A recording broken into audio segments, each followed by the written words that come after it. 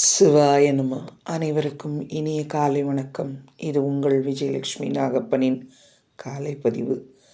திருவருளும் குருவருளும் துணை நிற்க இன்று நாம் திருஞான சம்பந்த பெருமான் அருளிய 2ஆம் திருமுறையில் திருநீற்று பதிகத்தினை சிந்திக்க இருக்கிறோம்.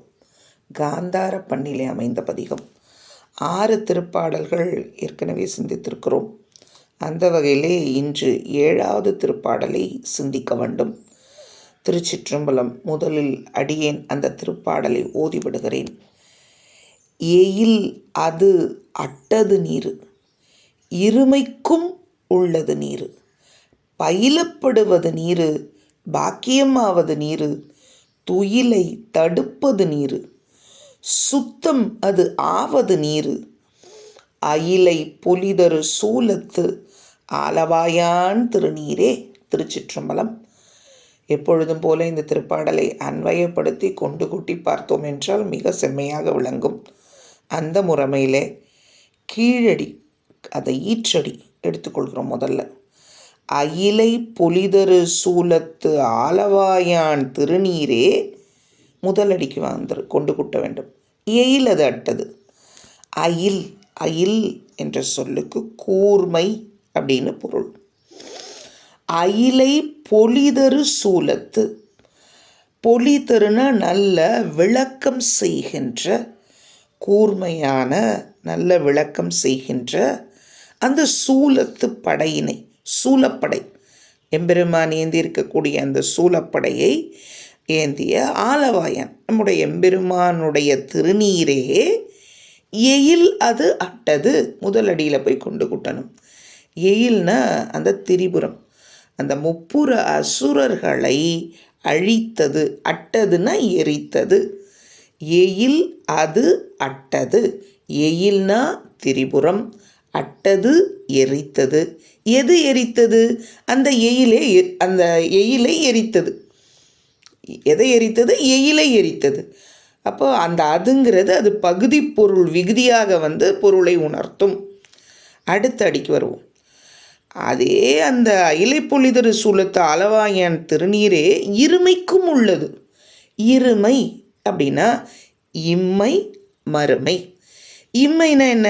இப்பிறவி. மறுமைனா அடுத்த மறுபிறவி. இவை இரண்டிற்கும் இன்பம் தர இருப்பது தான் இந்த திருநீரு. ஆலவாயன் திருநீரே பயிலப்படுவது.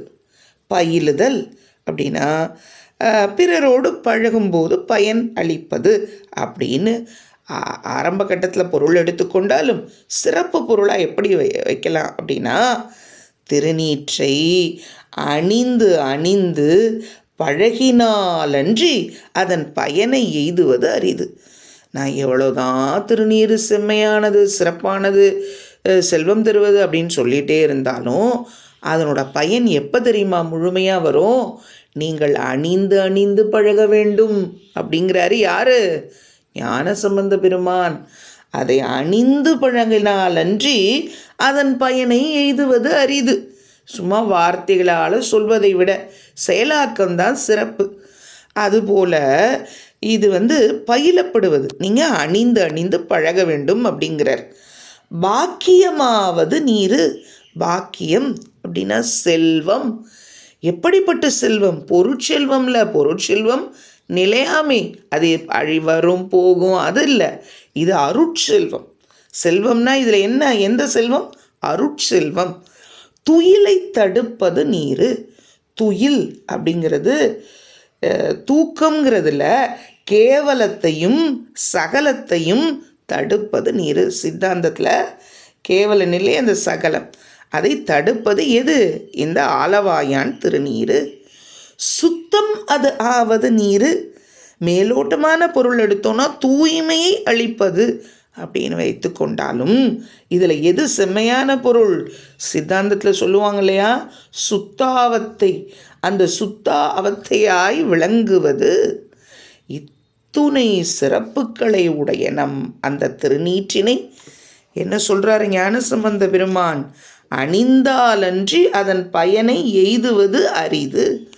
அதனால் இவ்வளவு சிறப்புகளை கேள்விப்பட்ட பிறகும் நாம் அணியாமல் இருக்காமல் நன்றாக திருநீறு பூசி மகிழ்ந்து நாளும் செம்மையான நலன்களை பெறுவோம் என்று சொல்லி இந்த நாள் நமக்கு சிவமங்கலங்களை நல்கும் நல்லதொரு நாளாக அமைய வேண்டும் அப்படின்ட்டு இறைவனிடம் விண்ணப்பம் வைப்போம்.